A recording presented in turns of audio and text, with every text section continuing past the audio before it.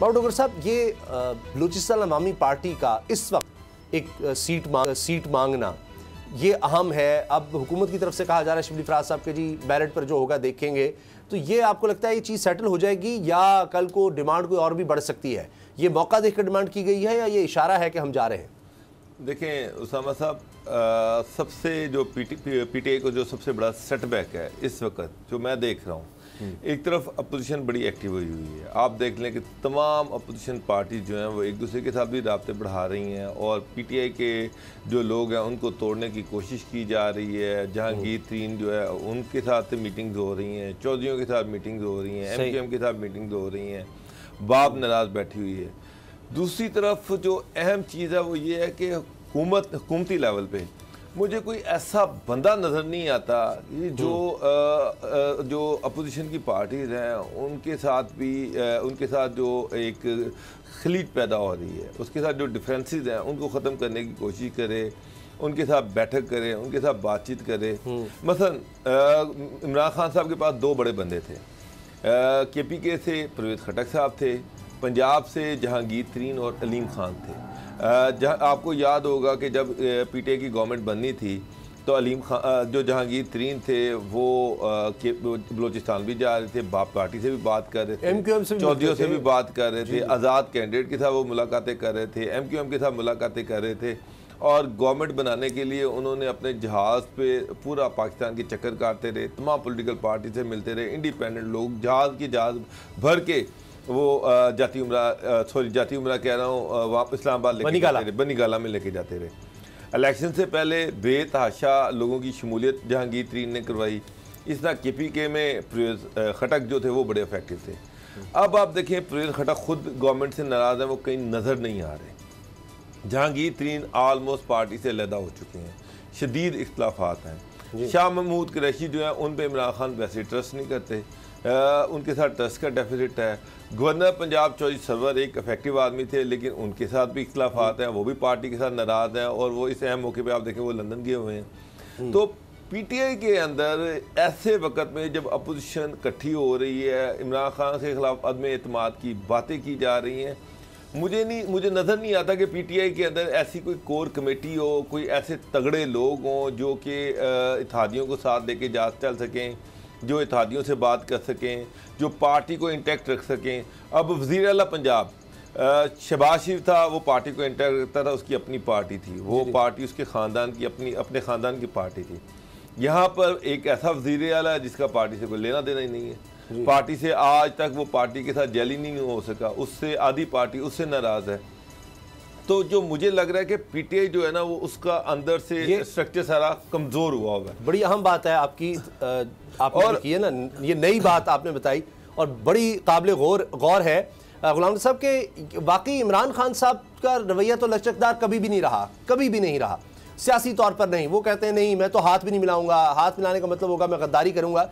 तो वो फिर किस तरह से इत्तेहादियों को भी बनाना उनके लिए मुश्किल हो जाता है। तो बीच में कोई ना कोई हमेशा कोई ऐसा आदमी होता है कि जो जाकर, कभी हम देखते हैं असद उमर साहब कभी ये काम कर रहे हैं, कभी परवेज़ खटक साहब को सौंपा जाता है। तो जब ये लोग नाराज़ होंगे तो किस तरह इत्तेहादियों को साथ लेकर चला जाएगा गुलाम साहब?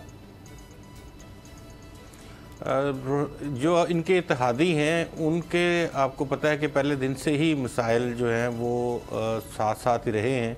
अगर आज आप बाप की बात कर रहे हैं कि उन्होंने अपनी नाराज़गी का इजहार किया है, एक वजारत मांगी है, तो एक ख़बर आपके नज़र करता हूँ कि अभी मैंगल साहब ने भी 2 वजारतें मांग ली हैं, वो भी एक आध दिन में खबर जो है वो सामने आ जाएगी। अच्छा, तो इत्तेहादियों के हवाले से वाक़तन मैंगल साहब तो सर पहले ही लैदा हो चुके हैं ना, वो तो पहले ही नाराज़ हो गए, वो एपीडीएम के हिस्सा बन चुके हैं। उनसे बातचीत की गई थी कि आप हमारे साथ रहें, आएँ।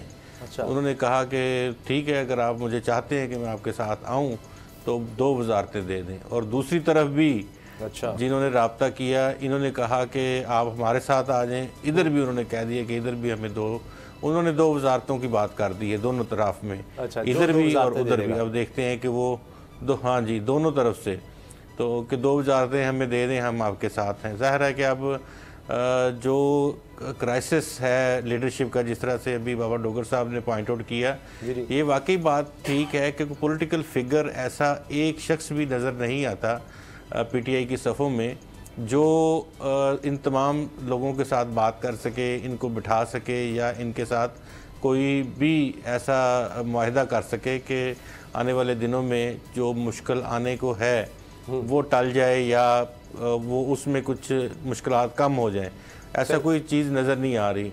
हाँ, लेकिन कुछ हालात भी अगर आप पॉलिटिकल एनालिसिस करते हैं सारा, तो इमरान खान साहब के वैसे ही किस्मत के धनी हैं। अच्छा, उनको ऐसी चीज़ें जो हैं वो अपोजिशन के हवाले से बहुत सारी चीज़ें मिली हैं जिनका अपोजिशन कभी फ़ायदा उठा नहीं सकी या अभी भी शायद ना उठा पाए। बहुत सोच विचार के बाद भी अब वो आप देखें कि इस वक्त इस सूरत हाल की तरफ बढ़े हैं कि हम तहरीक अदम एतमाद लेके आते हैं और ये भी कह रहे हैं कि 23-24 फरवरी को तहरीक अदम एतमाद ले आएंगे, जमा करवा दी जाएगी, तो विद इन वीक उसका फ़ैसला करना होगा। अच्छा। तो यहाँ एक बड़ी अहमियत की हामिल चीज़ ये है कि हुकूमत लेने के लिए ये तैयार नहीं है। अपने दरमियान में कोई पावर शेयरिंग फार्मूला इनसे शहबाज शरीफ से और लंदन से मियां नवाज शरीफ साहब भी इसमें शामिल होंगे। तो अभी ये तय किया जाएगा कि आने वाले दिनों में अगर हम हुकूमत गिरा लेते हैं तो फार्मूला क्या होगा, आगे किसको क्या देना होगा, किस तरह से हम आगे चलेंगे। क्या एक चीज़ मुझे बताएं तो सब जल्दी से, क्योंकि अगली खबर पर भी जाना है बड़ी अहम है, कि ये पहले बता देने से तो ही मसला ख़राब हो जाता। बता दें हम तहरीक अदम एतमाद की तैयारी कर रहे हैं, वो कर रहे हैं, नंबर गेम पूरी कर रहे हैं, हमारे साथ 5 लोग हैं जी, 5 वज़रा हमसे राब्ते में हैं, राना सनाउल्लाह सब कह रहे हैं जी इतने लोग तहरीक इंसाफ से आना चाह रहे हैं कि हमें समझ नहीं आ रही किसको रखे किसको ना रखे। तो ये तो फिर लोटा क्रेसी, ये तो फिर छांगा मांगा की सियासत है कि जी आ रहे हैं हम तहरीक इंसाफ में, वो लोटे हमेशा हुकूमत की तरफ जाते हैं, हुकूमत सर आपके जो अपने नजरियाती लोग होंगे जिन्होंने भुगता, मुझे एक बात बताएं, 2018 के इलेक्शन से पहले कितने नून लीग के लोग नून लीग छोड़ के पीटीआई में गए? अगर वो वापस आते तो ये लोटा हो जाएंगे। सर यही तो उन पर मेरा ये सवाल है कि ये लोग टेक्निकल बात ये है कि हुकूमत उस तरह से डिलीवर करने में नाकाम रही, ये आप चीज माने उनके, और इसलिए वजारतें मांगी जा रही है। हुकूमत नाकाम रही है इसलिए वजारतें मांगी जा रही हैं। नहीं, हुकूमत नाकाम है, तो वो किस लिए अलग होना चाह रहे हैं? वो तो वजारतों के लिए क्यों जुड़े हुए हैं इनके साथ? उसामा गाजी साहब टेक्निकली मैं आपको ये बताऊं कि मिला हुआ है क्या एमकेएम का पीटीआई का नजरिया मिलता है कि काब लीग का और पीटीआई का नजरिया मिलता है, क्या ये नजरियाती तौर पर इकट्ठे हुए हैं? सर ऑपोजिशन इनको पावर के लिए सारे इकट्ठे हुए हैं। ऑपोजिशन वो तो इत्तेहादी तो एक्सप्लॉइट करेंगे। सर ऑपोजिशन किस नजरिए के तहत इकट्ठी हुई हुई है? वो किस नजरिए के तहत? इमरान खान साहब जो उधर जाके इस्लामाबाद में बैठे हुए थे जब कंटेनर पे, तो किस नजरिए के तहत बैठे हुए थे? इस हुकूमत को गिराने के लिए, करप्ट हुकूमत को गिराने के लिए। तो वो भी इसीलिए बैठे हुए। उसामा गाजी साहब टेक्निकली मैं बात करूं आपसे कि आज अगर पूरी असम्बली के लोग भी वज़ीर आज़म के ख़िलाफ़ हो जाएं तो वज़ीर आज़म का कुछ नहीं बिगाड़ सकते। अगर इस चीज़ को देखें ना, वो क्या बिगाड़ लेंगे?